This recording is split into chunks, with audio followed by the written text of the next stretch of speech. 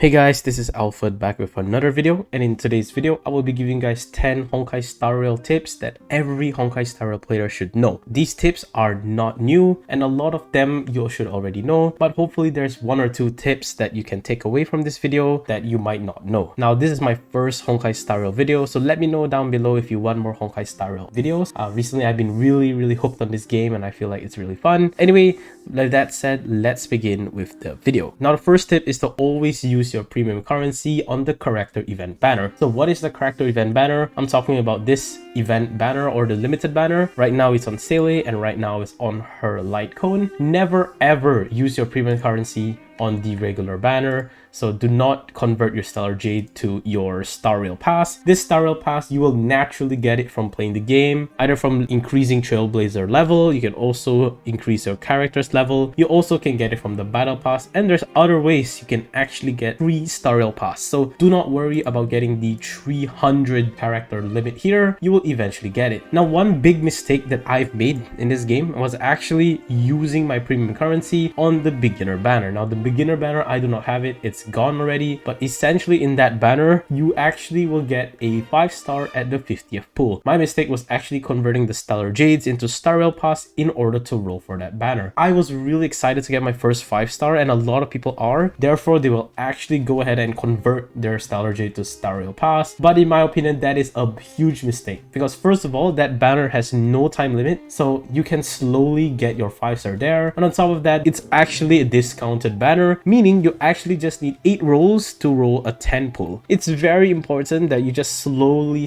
accumulate your Star Rail Pass and roll for that. Instead, use your Stellar Jade and roll for the event banner. It's so much more worth, guys. Next tip I want to give you guys is a very known tip, is to always position your tanks or the character you want to get hit on the sides. For example, in my team right here, the first and fourth slot should always be the tank. In this case, the first slot I always put Fire Trailblazer, or sometimes I'll put Japart in the side. The reason why you want to put your tanks at the side is, number one, they're most likely to get attacked because of their preservation path right here. Number two, because some enemies have AoE or cleave attacks, meaning even when they target one character, the characters on the side or adjacent of them will also get hit. This is why it's super important to put your tank to the side. So if they ever hit your tank over here, the only character getting hit is the character on the side, which is Natasha, and there's no other character adjacent to it. So it's very important to keep your tank on the side. Now another example is for my Clara team. Now for Clara, she also wants to get attacked, but sometimes enemies will have AoE attack, so therefore you still put her to the side. She's not a tank, by the way. Because you want her to get hit, you will put her on the side, and similar principles used. Number 3 is to focus on 4 characters you know that you're gonna be using till the very late game. This is because if you focus on too many characters, you're gonna spread yourself too thin, and later on you're not gonna have much materials. For now, you're gonna have a lot of materials, like for example your XP materials, your relic materials, and in general credits as well. You're gonna have a lot of them, but in the future, once you get them to level 60, level 70, 80, etc., you're gonna notice that they will need lots of materials in order to just ascend or to level them up. My rule of thumb is you should always level up 1 tank, 1 healer, 1 main DPS, and the 4th character is really debatable. You can either level up a pure support buffer, or you can level up a shield breaker, something like Serval, so it's really up to you. The next tip I want to give you guys is do not level up useless traces. Now, traces, if you come over here, is like a skill tree. For example, my one Natasha, she is a healer, so the most important parts you want to level up are her ultimate, her skill, and finally her talent right here. You wouldn't want to upgrade your basic attack right here. Now for me, I have an Eidolon, that's why it says 1+1, but needless to say, I did not level this up because I don't want to waste the credits. I mean, I have a lot of credits, but later on you're going to run out quickly, but I don't want to use the credits. I don't want to waste especially the level up trace right here. This is super important. This trace material, never ever recklessly spend this. You're going to share it between your ascension, your traces, and finally your light,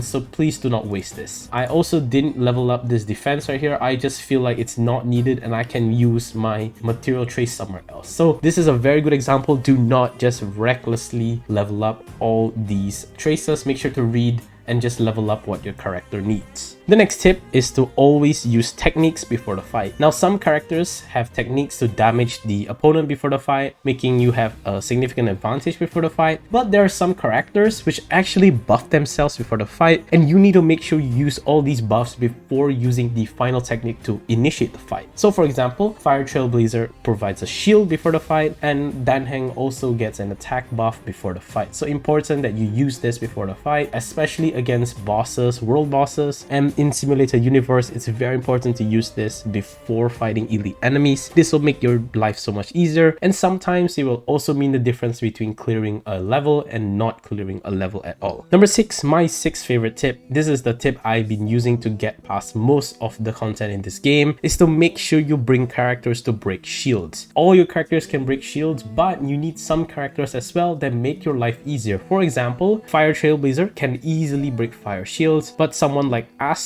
is so much better at breaking single target shields than the Fire Trailblazer. If you need lightning shield break, Serval is the best, and of course she is given to everyone. In the case you don't break the shield, what happens is your attacks actually have reduced damage on the opponents that still have a shield up, so make sure you bring shield breakers to the fight, or at least bring elements that will break the shields in the fight. Number 7 is regarding your relics. Make sure to always do stats over set. Now, for example, we're going to take a look at my Japard right here. So for relics, it's very important to pick the main stat that you need over just building your set completely. So for example, right here, now for helmet and gloves, your main stat is always attack and it's always HP. So this one, you can't really say much. But for your armor, and for your boots, you need to make sure you pick the stat that your character wants. For example, my Japard wants defense, so I will always pick a main stat with defense. So this means that whenever I level up my piece, I will always level up defense every level. So for boots as well, make sure you pick the main stat for you want.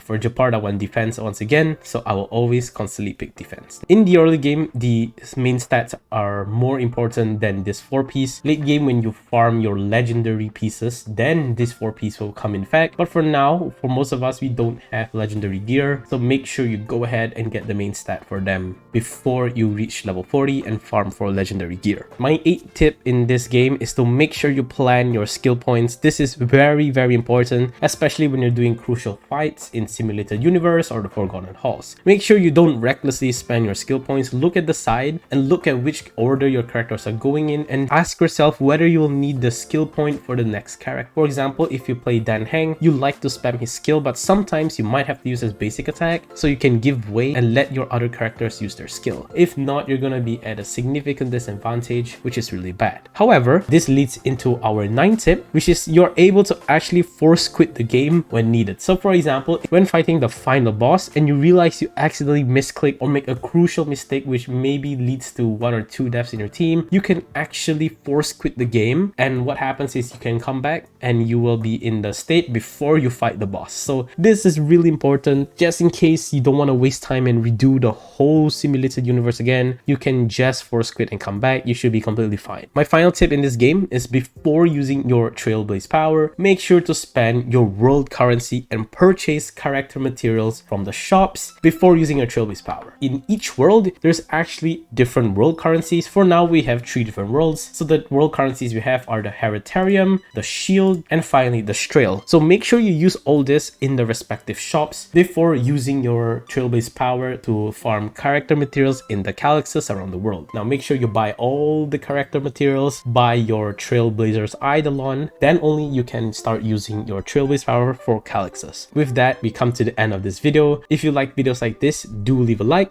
It shows me I should be doing more of this kind of videos. And down below, if I missed any tips or if you have any additional tips you want to give, please comment down below. And also comment down below whether you like more Honkai Star Rail content. I've been seeing a lot of people doing it recently and I wanted to do a video myself. And finally, subscribe for more. We'll be definitely doing Honkai Star Rail content in the future and also be doing more Genshin content in the future.